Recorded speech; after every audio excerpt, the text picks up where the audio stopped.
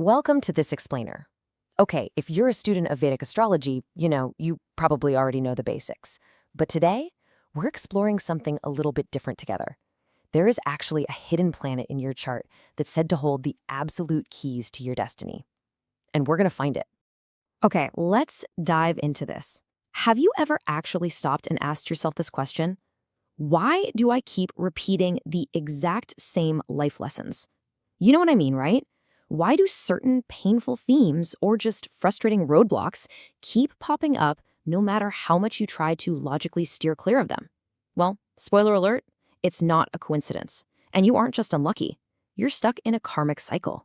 We spend so much time obsessing over our rising and moon signs. And yeah, sure, the rising sign represents your physical body and the moon is your mind. And both of those are definitely important. But notice the star taking its place on the throne here? That's the Atmakaraka. It represents the eternal spark. This is the true you that survives long, long after the physical body is gone. It literally sits right on the throne of your birth chart. Section 1. Meet your chart's hidden king. So let's break down that actual word. Atmakaraka originates from two Sanskrit roots. You've got Atma, which means soul, and Karaka, which means significator. Put them together and you've got the ultimate soul significator. Let me be clear, this isn't just another minor planetary placement to glance over. It is the absolute, non-negotiable planet for anyone serious about real self-discovery. Right, so how do we actually find this king?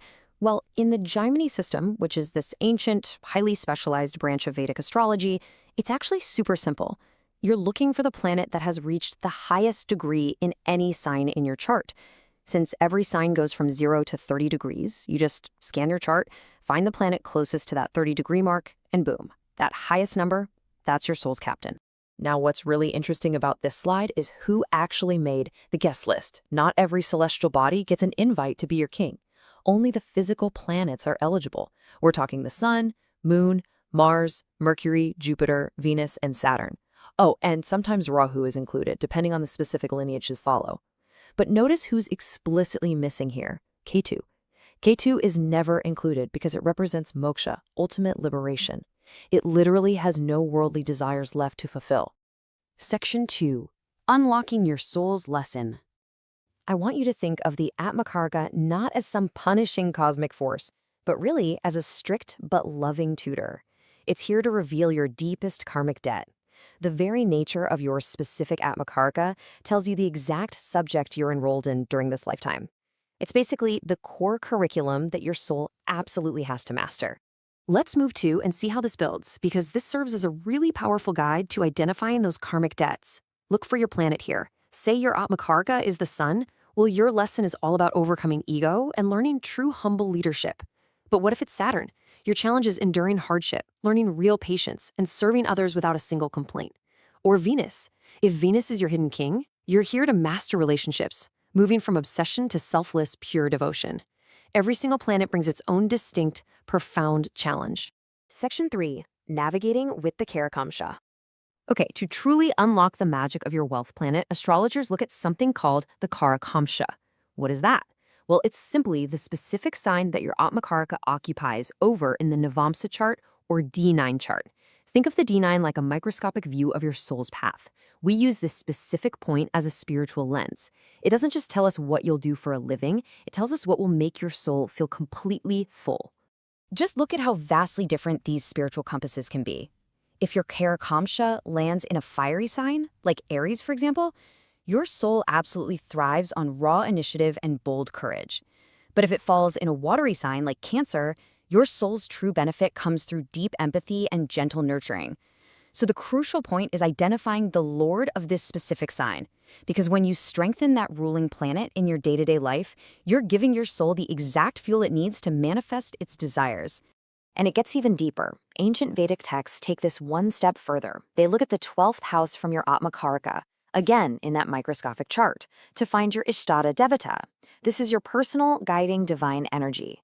And let me tell you, connecting with this specific deity or energy, that's what helps clear the fog during those intensely difficult planetary periods. It brings you real peace and eventually a clear path to liberation. Section 4. Steps to Cosmic Alignment. All right, we have the theory down, so now it's time to turn this celestial knowledge into actual practical action steps. Because here's the harsh reality we all have to face. Living out of sync with your Atmakaraka feels like walking against a gale force wind. Seriously, it is completely exhausting. If you ignore its lessons, life's just going to feel like a constant uphill battle. You've got to stop fighting your soul's innate nature. So how do we stop fighting and start aligning? Well, we use 3 practical rituals to ground all this immense celestial energy into our physical reality. You can utilize sound frequency through daily mantras, you can physically ground yourself through the element connection, or you can honor the discipline of timing, which means dedicating specific days of the week to your ruling planet. Now, the element connection is incredibly actionable. Every planet rules an element, right? If you have a fire Atmakaraka, like the sun or Mars, you might light a lamp or a candle daily just to honor that spark. If you have an air Atmakaraka, like Saturn, maybe practice daily breath work or pranayamas to intentionally connect with the air around you. And if your Atmakaraka is Earth, like Mercury, you literally need to ground yourself. Go outside, take off your shoes, and walk barefoot on the grass. These seem like small daily actions, but they create massive energetic alignment. Section 5. Career as a spiritual practice.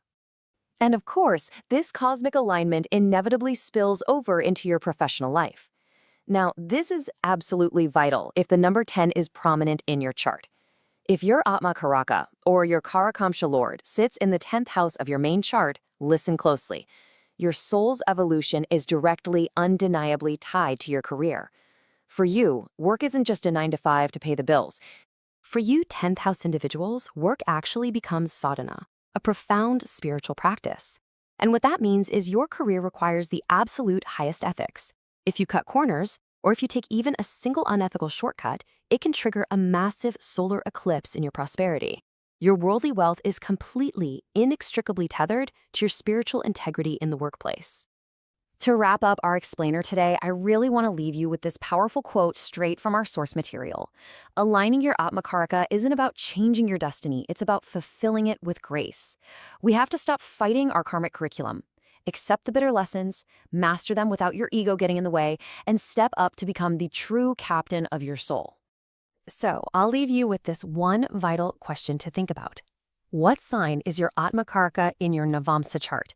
I highly encourage you to go calculate your chart, hunt down that highest degree planet, and start decoding your soul's compass today. Thank you so much for joining me on this explainer. Keep learning, keep aligning, and I will see you next time.